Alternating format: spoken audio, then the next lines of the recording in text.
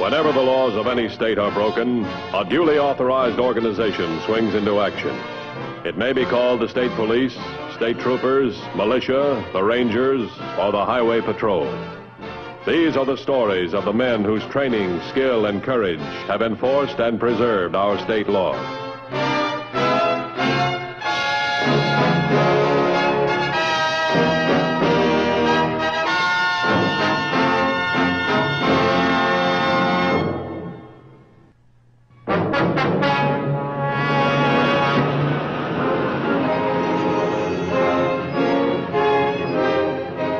Violence on the highway can assume many forms, many disguises. The Highway Patrol is constantly reminded that the most simple inconvenience may be the cause or the effect of criminal action.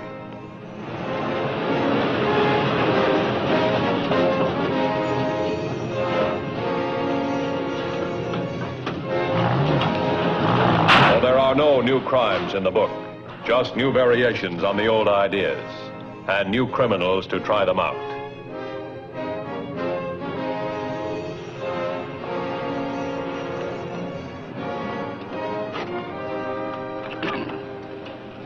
You wait here, Gus. Yeah, wait up. Wait here.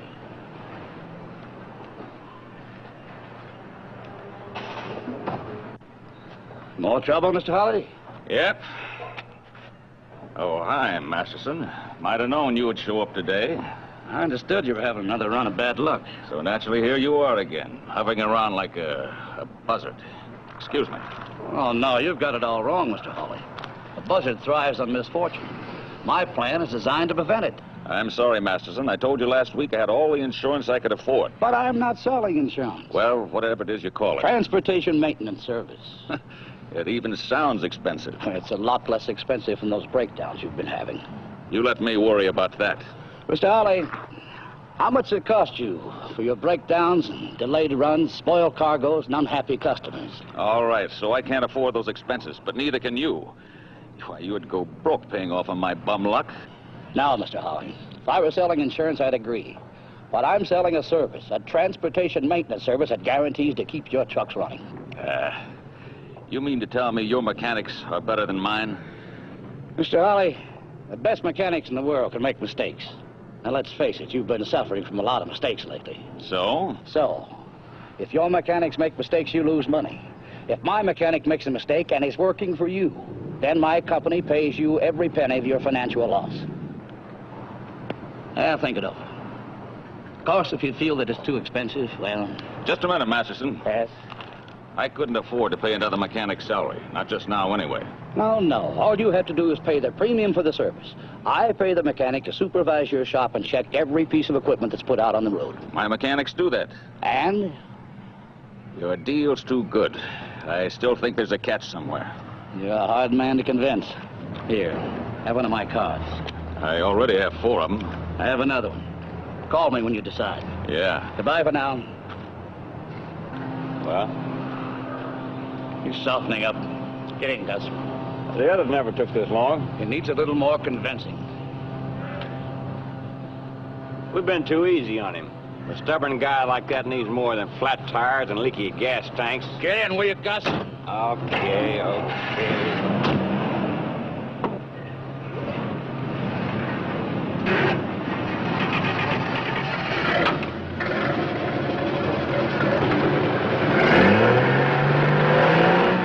Hello, Helen.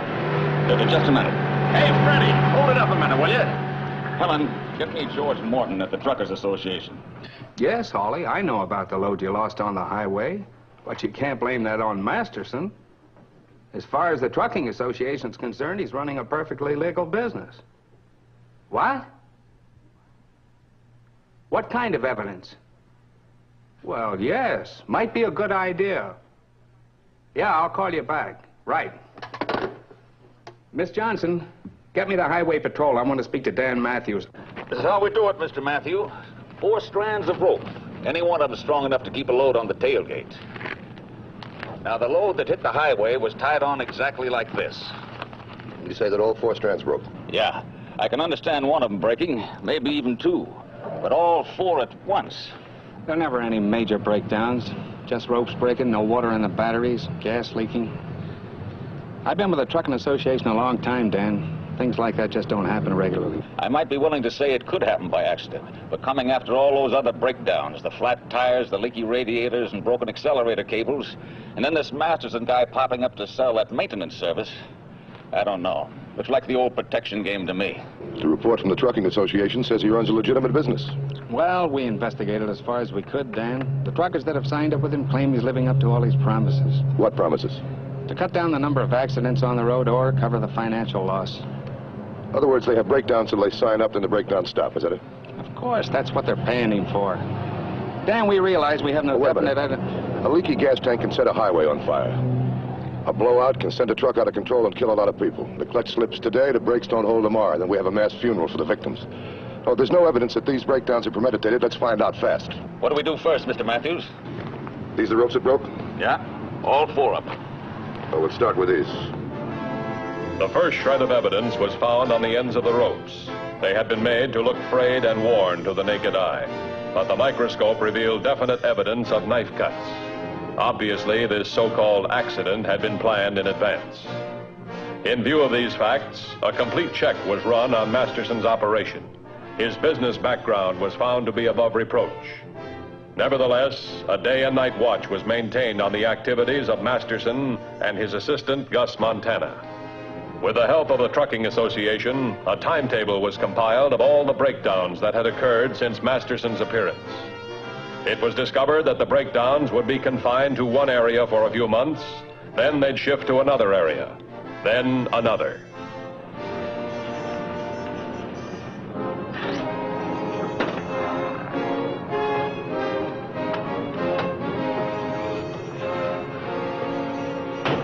As the reports of the breakdowns came in, the information on hand was checked against the stories of the truck drivers themselves. Oh, Dan, another Harley breakdown, Dan. The report just came in. Where's this one? About 12 miles out of Louisville. That's the current trouble spot. Have them hold the driver there. I want to talk to him. Okay.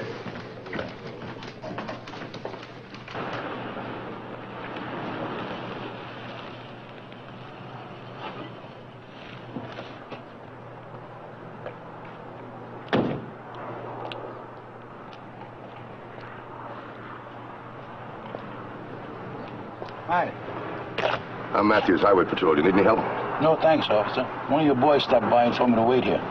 He radioed for a tow car. What happened? Motor's burned out. Started smoking about a half mile back. I can't figure it out.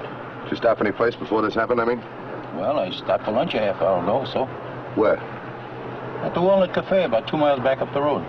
Why? Do you stop there very often? All the time. It's the best truck stop on this route. Okay, thanks.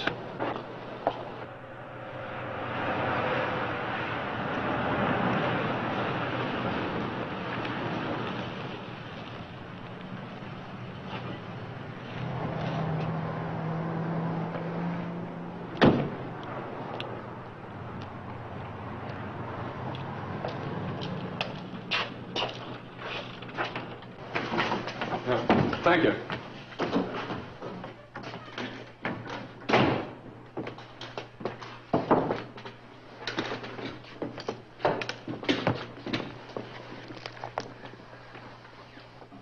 Let me have a number 4.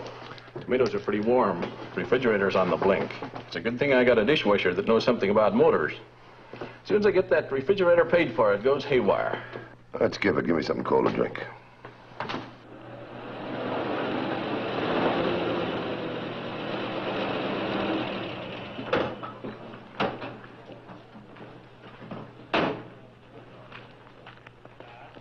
What's that building over there? A bunkhouse for truck drivers who want to grab some shut-eye. It's good for business. Hey, Mike. Yeah? One of the hauling men's bunking up for a while. I want you to wake him in an hour. Okay, Artie. You want me for anything else today? Nah, take off. See you tonight. Okay. Good boy, that Artie. Works hard. Keeps that bunkhouse as clean as a whistle. That's why drivers like stopping here. Just a little dirt in the starter switch. It'll be okay now. Where are you going? Out for a smoke. What about them dishes? I gotta relax once in a while. He's gotta relax. That Jenkins is so relaxed that sometimes I think his spine must have been removed. Right in the middle of a job, out he goes for a smoke. Half the time, I don't even know where to look for him. Well, I gotta get back to work. How much do I owe you? 10 cents.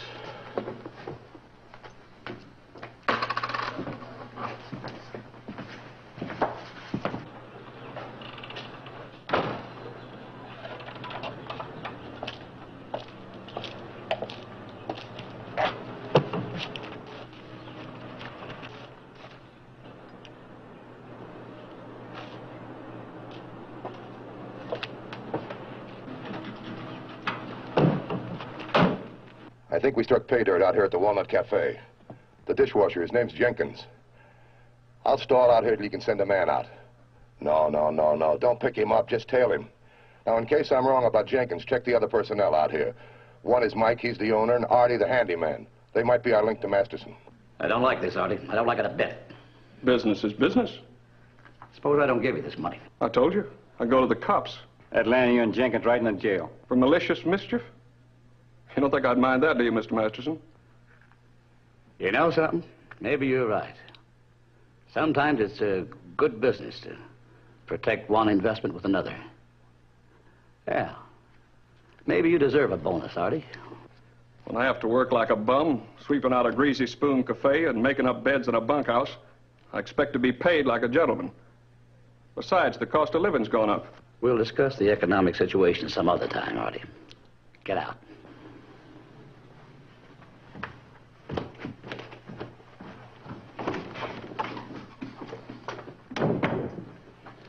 You know, Gus,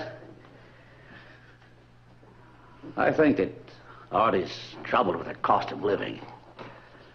Tell Jenkins to solve his problem for him.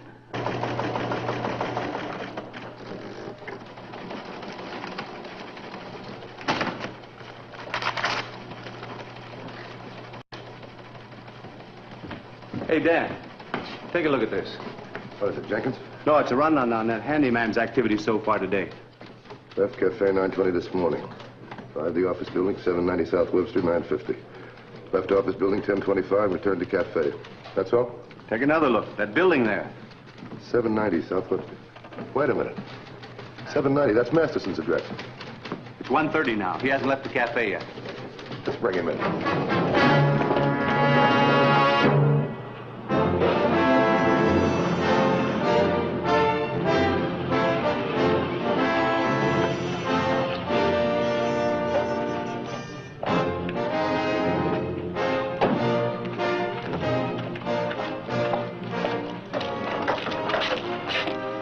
Where's Artie? In the bunkhouse, I guess. What's that? Thanks.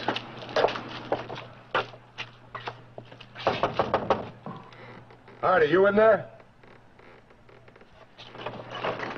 Artie!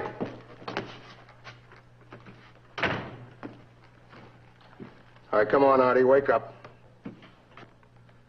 Come on, Artie.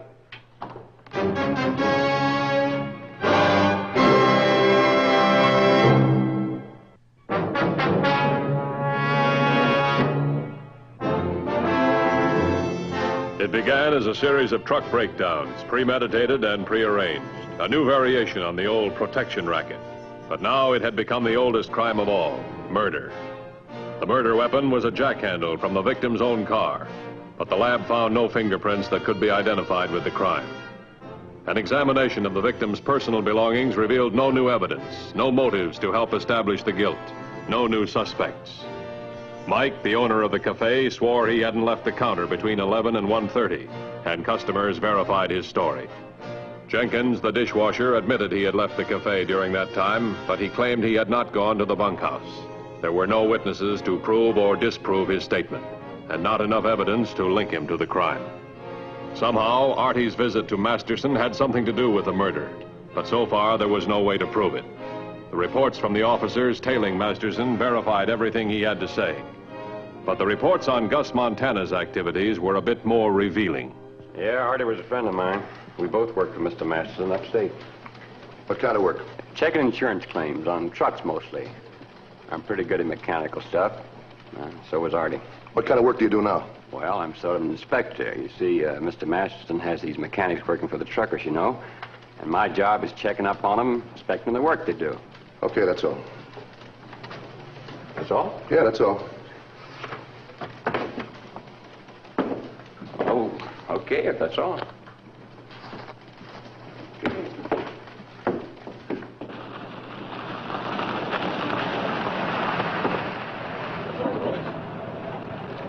Hiya, Mr. Matthews. Hi, Mr. Hawley. How your trucks doing lately? No breakdowns for 2 days, but that doesn't mean much. I still haven't signed up for Masterson's service. Yeah, I know. I want you to sign up with him now. With Masterson? Are you kidding? No. Once you sign up, your breakdowns will stop. Isn't that right? That's the way it usually works. All right, fine. You take the service, but keep having breakdowns. We'll make Masterson pay till it hurts. And if it doesn't, I'm the one that gets hurt. I've got customers to service. You go along with me. I'll take full responsibility. Well, all right, I'll take a chance. Your idea is you want Masterson to think his signals are crossed. Is that it? Yeah, that's right. Now, can you make the breakdowns look legitimate and expensive? Well, if Masterson has been doing it to me all this time, why can't I do it to him? You know, I could go to jail for this, faking insurance claims. Oh, hi, Gus. Well, I landed the big one. Hawley, how'd you do? Persistence, my boy, persistence. Look, you'd better get a hold of Jenkins. Tell him to lay off Holly's trucks. After all, he's a client of ours now. Jenkins is staying away from all the trucks till the heat about Artie's death cools. I know, but he ought to know about Holly. After all, he might get a little restless, so you give him a call, huh?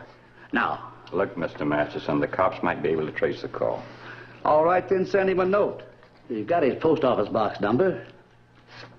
Well, what's wrong with you now, Gus? I don't like it. I don't like it. The cops are too close to us now. And never was like this before. Listen, Gus, remember this. Jenkins killed Artie. Not you and not me. Jenkins. So just relax and stop worrying and get word to him, will you? All right. Jim Hawley put the plan into operation almost immediately. His drivers, understanding the situation, were more than willing to cooperate. The only problem was that Masterson cooperated too. He paid off every claim without a whimper.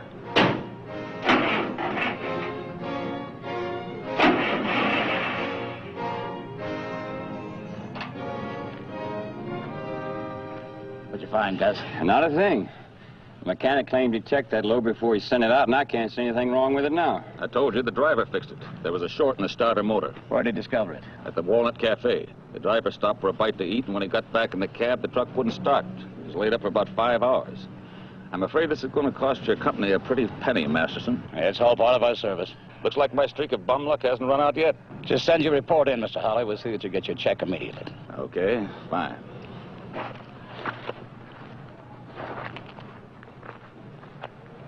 They figured out the Walnut Cafe. That makes 4 claims I've made, and they're paid off on every one. I think this plan of yours is backfiring. Look, Hawley, my neck's as far out as yours. I told you if it doesn't work, I'm responsible. We're just going to have to keep plugging along till something breaks, and we hope it's Masterson. Yes, that's right. I want more breakdowns. Make them as expensive as you can, because if this idea is going to be a flop, let's make it a big one.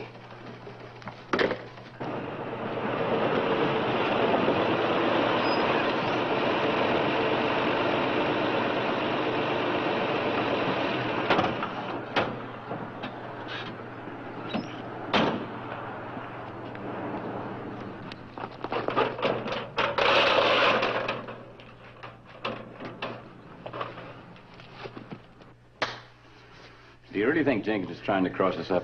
Listen, Gus, Jenkins works for money. I wouldn't be a bit surprised with what somebody's paying him higher wages than I am. Masterson speaking. Yes? Oh, yes, Mr. Hawley. All right. Another one. That's right, Masterson. 7 claims in 10 days. 7 breakdowns in spite of this service you're giving me. Sure, you make up my losses, but I still have to explain things to my customers. Unless something is done about it pretty quick, you can count on paying for some canceled contracts. All right, I'll be right over. What's that about? Better get ready for a showdown, Gus. With Hawley? With Jenkins. Let's go. 7 breakdowns and he hasn't squawked. I don't get it. No, we can't cancel out the idea. We're in too deep. I guess we're going to have to play our trump card, the big one, just as soon as you can. Right.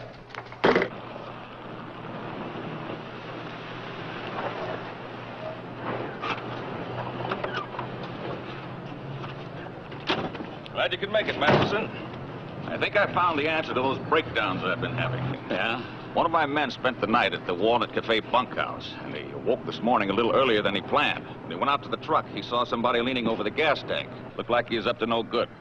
Did he get a look at the man? Not a good one. It was dark, and the guy took off like a rabbit when he saw the driver. Now, my man isn't sure, but he thinks it's somebody that works around the cafe. I was going to report the incident to the Highway Patrol, but I thought you ought to know about it first. Why? Well, you know how tough competition is among truckers. This could be the start of a highway war. You mean this guy might be working for another trucker? Somebody's out to keep your trucks off the road? It's happened before. If it gets out of hand, Masterson, that maintenance service of yours will go up for grabs. I thought you ought to know about it before the Highway Patrol takes over. Yeah, I appreciate that. After all, your competitors are my clients, too, you know. If that man your driver saw is being paid off by another trucker, I want to handle the matter my own way. Need any help? Oh, we can take care of it. Come on, Gus. Take it easy. Right.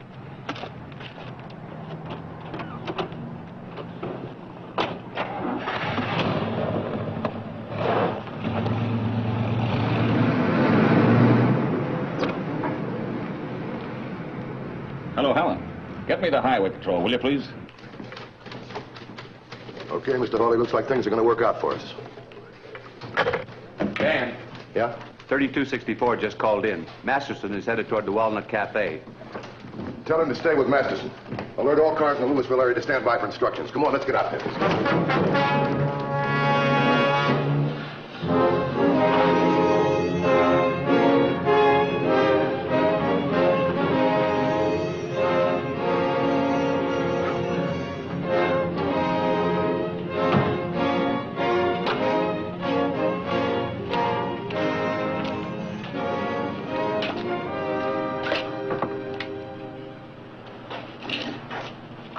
Bunkhouse.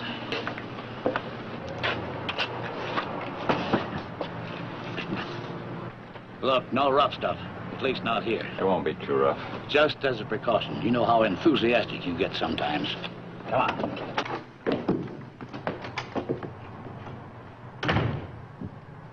Hello, Jenkins. What's this all about? What do you want? We want you, Jenkins. Mr. Masterson don't like any rough stuff, chum. Come on, come on. Get on your feet. All right, Jenkins, that's enough of that foolishness. Get on your feet.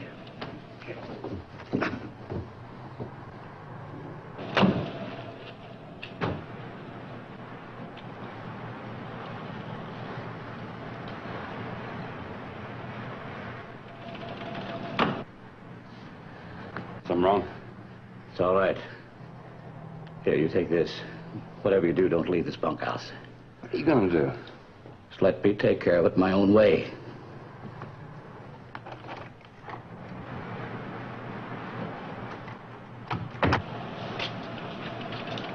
What's he up to?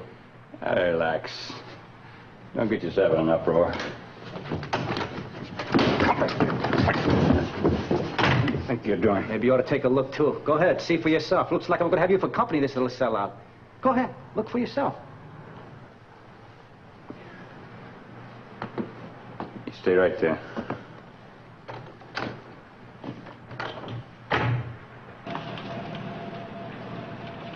A revel-loving boss always takes care of his boys. Doesn't he, Gus?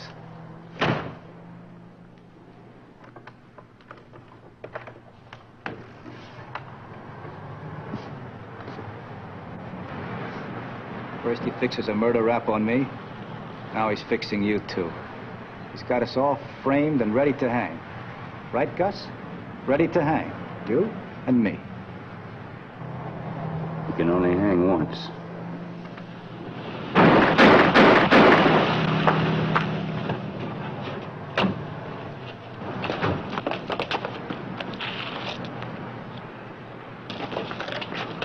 We ought to get special privileges.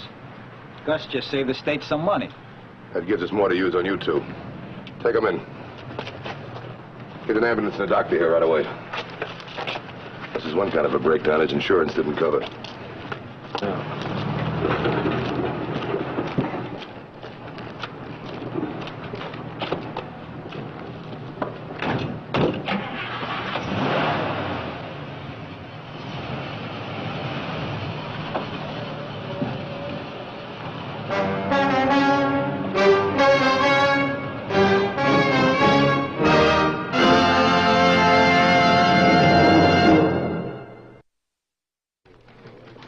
See the Highway Patrol in action again next week. Until then, remember, leave blood at the Red Cross, not on the highway. This is Bradley Crawford saying, see you next week.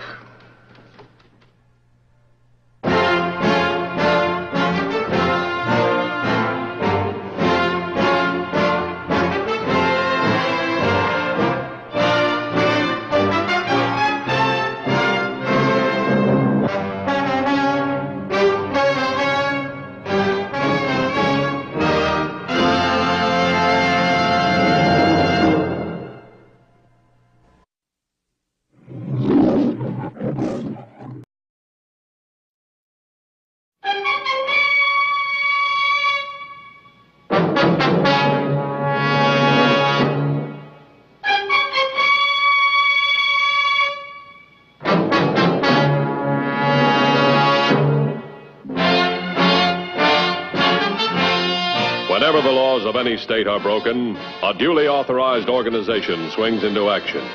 It may be called the state police, state troopers, militia, the rangers, or the highway patrol. These are the stories of the men whose training, skill, and courage have enforced and preserved our state laws.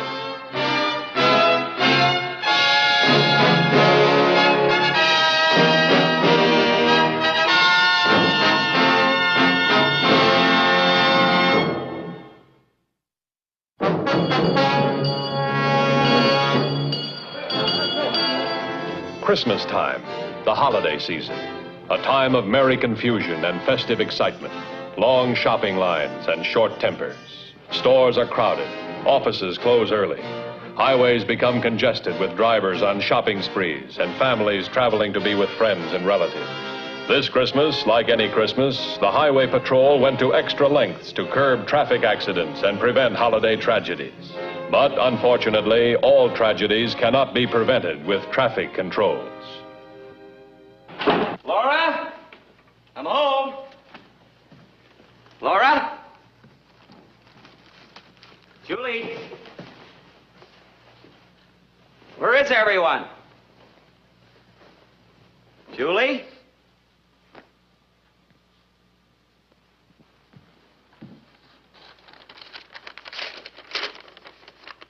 Ted, dear, I've tried, I really have, but it just won't work. Julie and I have gone to my sister's in Silver Shores. Please, Ted, don't ask us to come back. Not yet anyway. Not till you and I are able to talk sense to each other and mean what we say. I'm sorry, Laura. Some Christmas.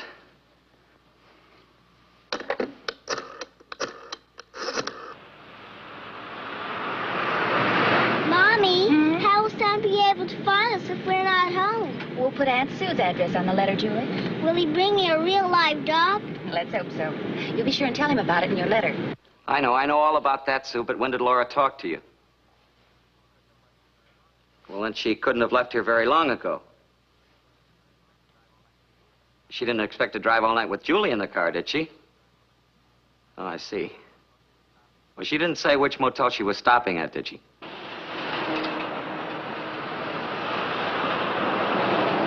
I wish Daddy was with us. He said he'd take me to see Santa. Oh, I know, dear. But Daddy's been so busy. Daddy's always busy. Do you still love Daddy? Yes. Of course I do, honey. But, well, Daddy's so busy. He works so hard. He's away so much. He doesn't know how much we miss him. I miss him right now. I don't think I'll like it at Aunt Sue's. Well, maybe he'll miss us this time, huh?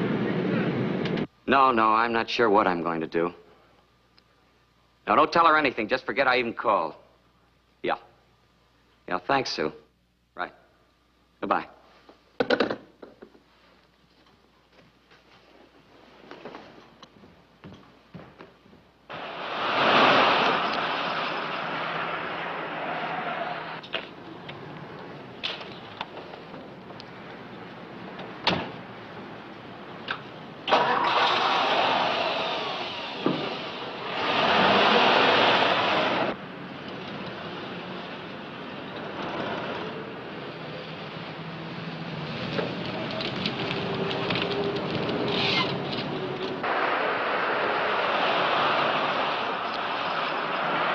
Evening, ladies. Good evening. I see you have a vacancy. Yes. Just the two of you? Yes. Suppose Daddy meets us here, Mommy. He won't be meeting us, Julie. Just the two of us. Twin beds if possible. Well, yes, sir. You just drive over to Cottage 8. Most places call them cabins, but we call them cottages. Sounds more dignified and respectable. It's my wife's idea. She's just full of dignified and respectable ideas. It's good for business, too. Thank you.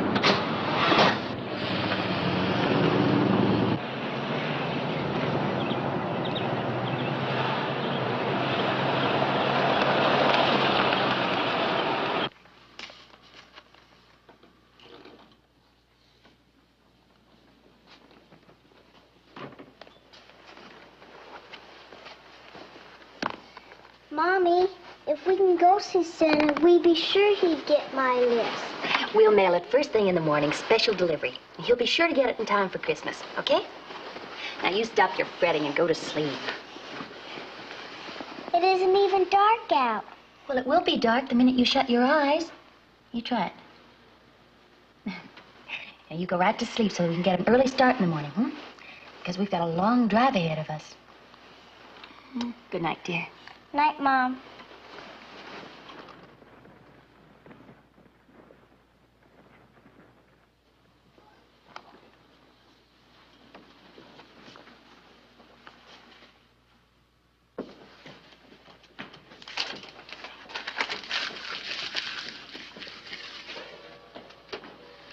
Missing juvenile report on line 1, Dan.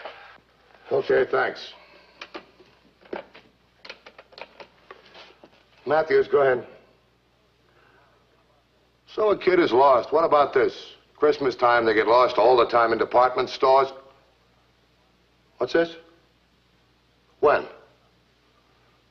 What time? All right, I'll tell you what. I'll switch you to communications. You give them a description. We'll send out an APB. Now tell the mother to stay exactly where she is. Yeah, we'll be there as soon as we can.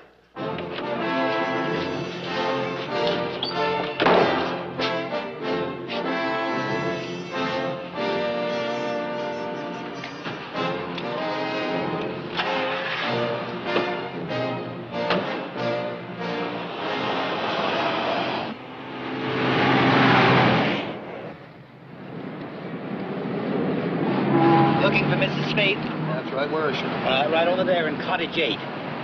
You run this place? You bet. 14 years in this one spot. Clean, respectable, and dignified. Never a speck of trouble here until now. Oh, it's a terrible thing. Bad for business, too. Stick around. We might want to talk to you later. Yes.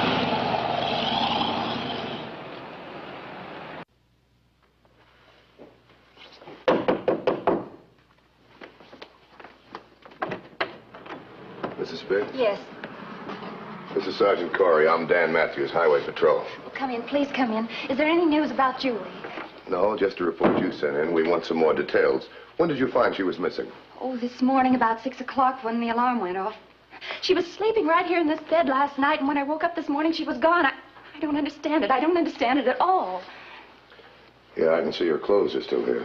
Yes, all but her coat and her slippers. Oh, she's just getting over a cold, too. Mrs. Spade, where were you headed? On this trip, I mean. Well, to Silver Shores. My sister lives there. We were going there for Christmas. And Mr. Spade? Well, he's at home in town. For the holidays? Well, he's been very busy. He's been terribly busy, and he hasn't been able to get away at all this year. What sort of work does he do? Well, he's an architect. A very good one. He's working on a large project for the city right now, and, well, he hasn't had much time for anything. How old is your daughter? Just 6, 2 months ago. And her father, he hasn't got time to be with her, not even for Christmas. Well, Ted's worked a long time for this opportunity, and, well, I'm afraid Julie's used to not having Ted around. What do you mean, used to it? You having trouble in the family, something that might make Julie want to run away from home? Julie wouldn't run away, Mr. Matthews. I know she wouldn't. She just wouldn't run away.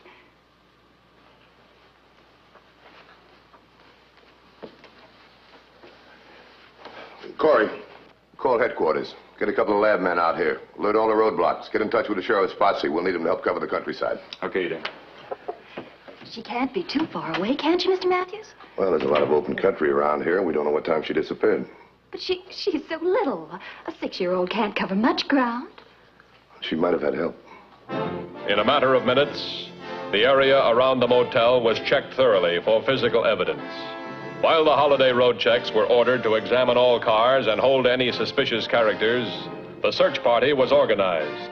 And with the aid of a sheriff's posse, walkie-talkies, and jeeps, the open terrain was scoured for clues of the missing youngster. All persons in and around the motel were questioned for leads. The manager came up with a big one. He had seen a car parked across the street from the motel for about an hour, between 3 and 4 a.m. Excuse me. 3240 just checked in. They picked up the girl's father at a road check 14 miles south of here. He's supposed to be working in the city. Which way was he headed? Toward the city. And his car's the same make and color as the one the manager saw last night. I'd have him pick him up and take him to headquarters. Any news yet, Mr. Matthews? Mrs. Spade, I'd like to ask you a question. Why aren't you traveling with your husband? Well, I told you, he's working. Did he have a reason to follow you here? Follow me? I don't understand. You don't think Ted had anything to do with... I don't know. Has there been trouble between the two of you? Because I don't think it's right for a woman to leave her husband and take her child away from home on Christmas Eve. Well, I told you he's been busy. Well, and even if we did have problems, I don't see what they'd have to do with... It's very important to the case. If you've had trouble, it has a direct bearing on the case. Now, look, Mrs. Spaeth, lose your pride for a minute. I'm not trying to write a gossip column. I'm trying to find a missing juvenile who happens to be your daughter. So tell me the truth right now. Well, it's true. Ted and I have been having some difficulties, but we spend so much time away from home at his office or traveling. He just seems to forget he has a family. We thought we'd give ourselves a chance until after the holidays anyway, but it just didn't work out. Yesterday, for instance, he promised he'd be home by noon. Take Julie to see Santa Claus. We've waited for hours, Mr. Matthews. He didn't even call to say he'd be late. Julie had good reason to run away. No, Julie wouldn't run away. I know that. Your husband, do you have any reason to come here and take her? No. At least I don't think so. Oh, I don't know, Mr. Matthews. I don't know much of anything anyway. Dan. Mm-hmm. One of the men in the field just brought this in. A child's handkerchief. Where'd he find it? In a ditch about halfway up that hillside. Yeah. Mrs. Spade. Yes? Did Julie have a handkerchief, or did she carry anything with her? Yes, she had some with little elephants on them, and she had some others with the merry-go-round design. Why? Like this? Yes, that's Julie's. Where'd you find it? Well, it's Julie's. Thank you very much. Oh, no, wait a minute. These spots. What are these spots, Mr. Matthews? They look like blood. We won't know. The lab will have to tell us. It's blood, isn't it?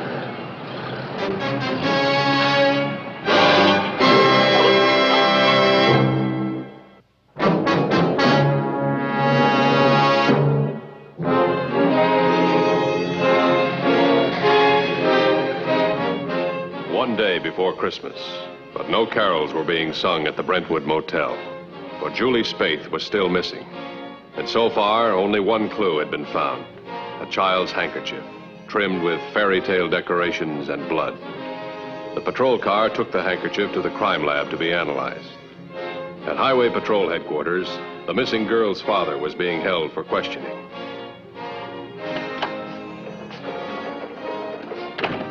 Spade, I'm sorry to have to hold you like this. So am I. I don't exactly enjoy being kept under guard for no reason at all. There's a very good reason. Your daughter Julie is missing. Missing? But I thought she was with Laura. She was late last night or early this morning, but she's gone now. And you think I had something to do with it, Sadet? By the looks of you, I'd say you were up all night. We know that your car was parked between 3 and 4 this morning in front of the Brentwood Motel. Now, this needs some explaining. What do you say we start at the beginning? Well, I got home about 6 o'clock last night. Found a note from Laura, my wife, telling me she'd taken Julie and gone to her sister's. What, for a visit? Not exactly. She was leaving me. We'd been building up to something like that for a long time, but I didn't think she'd do it now with Christmas and everything. First, I was sore. I called her sisters, and Found out she'd left a short time before and was planning to stop at a motel overnight. So I thought I could catch up with her, find her, make her come back to me, at least make her bring Julie back to me. How did you find your wife? I spent the night checking the cars parked at motels along the highway. Finally found her at the Brentwood Motel. What did you do about it? Nothing. Absolutely nothing. By that time, all the anger was gone out of me, and I felt like an idiot. I was ashamed of myself. Ashamed of the way I'd treated Laura and Julie. I sat there, parked in front of that motel, I don't know how long, trying to get up the courage to go in and ask her to forgive me, take me back. What's the use? I couldn't do it. What's the matter? You got too much pride? Maybe. The way it looked to me then, Laura and Julie would be better off without me. It's better having no husband, no father at all, than one that's never around. So I drove around till the sun came up. Then I headed for home. All right, Mr. Spade, let's go.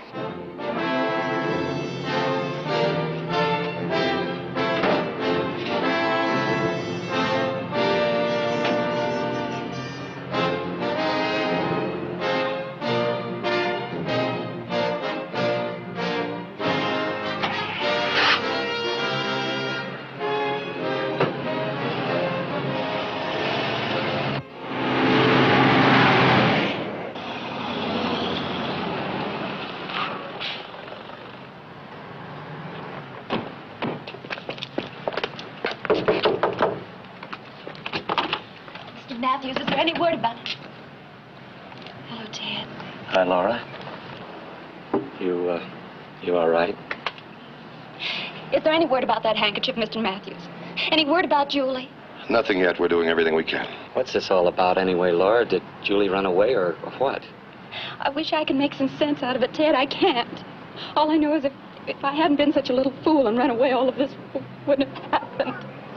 You can't blame yourself for that. But I still don't understand how you could even begin to suspect me of kidnapping my own daughter. You were combing the highways all night looking for your wife. When you found her, you didn't have guts enough to tell her how you felt. You wanted your wife back, but your pride got in the way. You could have even kidnapped your own daughter. Laura, do you believe that? No.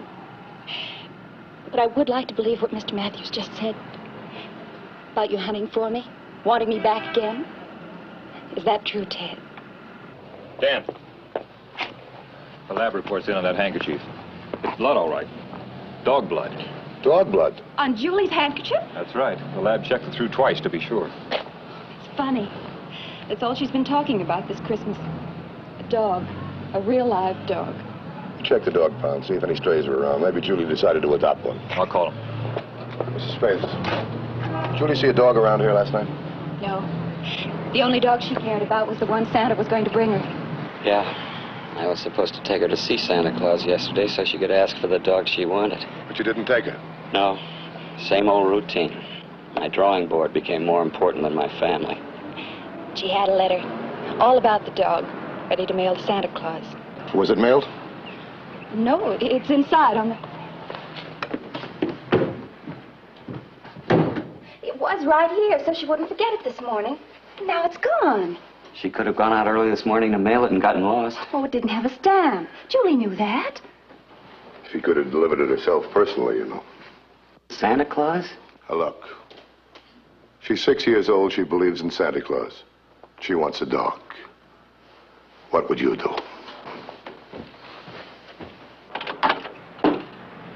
Corey!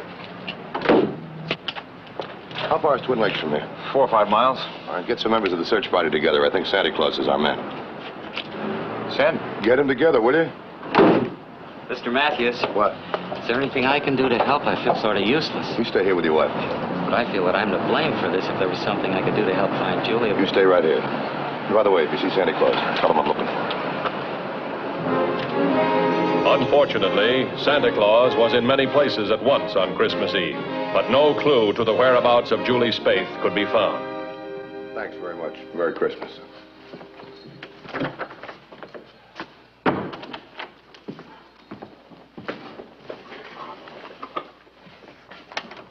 Sergeant Corey, you checked all the Santa Clauses?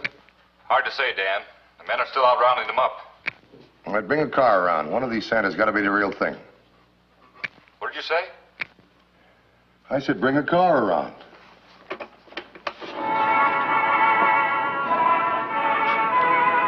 Hello, Santa. I've been looking for you all over everywhere. Looking for me? Aren't you Santa Claus? Oh, why, sure. Sure I am. How long have you been looking for me, young lady? A long time.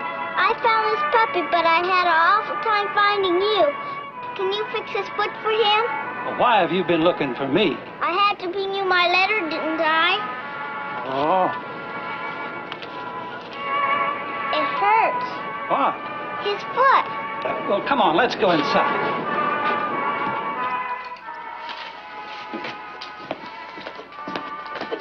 Well, let's sit right here.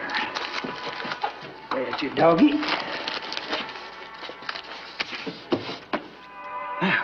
Santa, I'm hungry. Well, you just wait right here.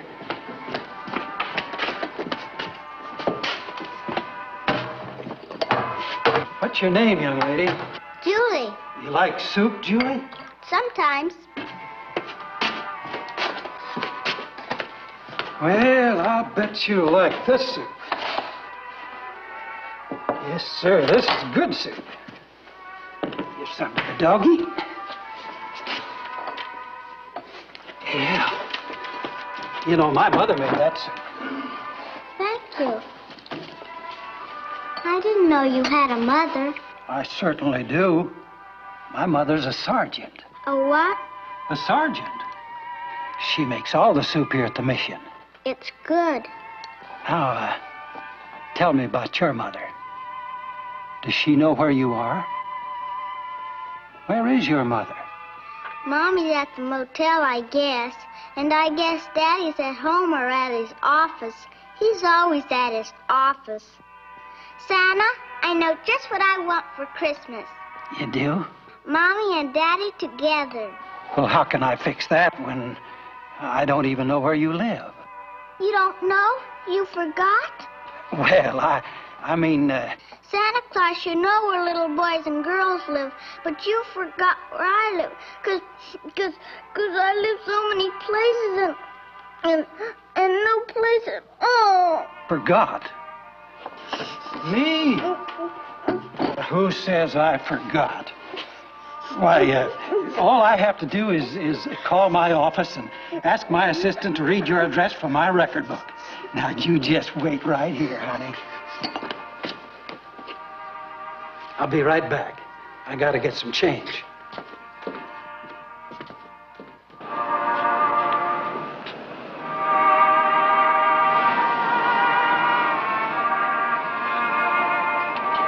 Hold it, Santa.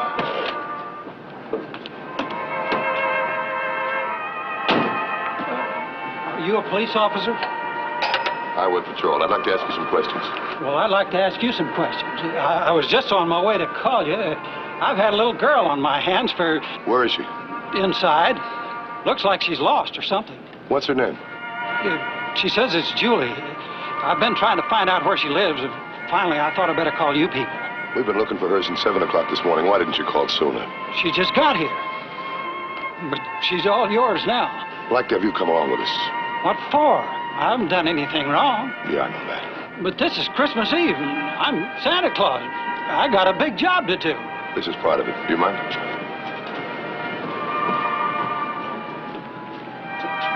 Laura? Laura, have something to eat.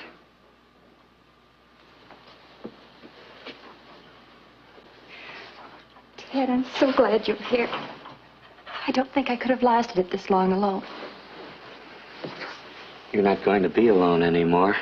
They'll find Julie. They've got to. Then you're going to have trouble getting rid of me.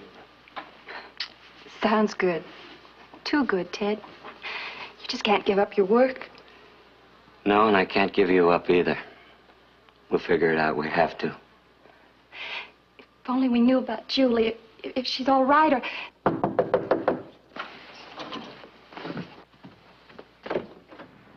Julie! Julie! Daddy, I didn't know you were here. Darling, come here.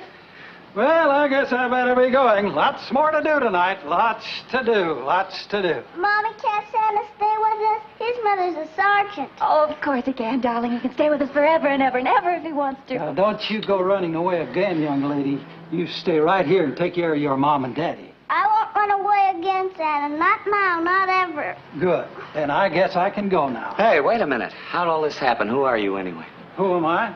Who am I? Huh. Bye, Santa. Oh, yes. Merry Christmas.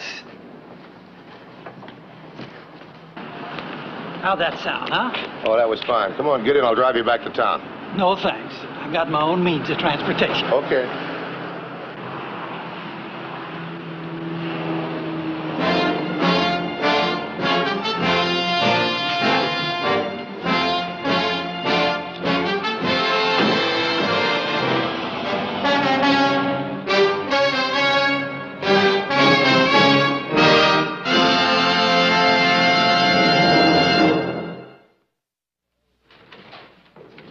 The Highway Patrol story next week is a very unusual one. We hope you'll be with us. Until then, remember, it isn't the car that kills, it's the driver. This is Bradley Crawford saying see you next week.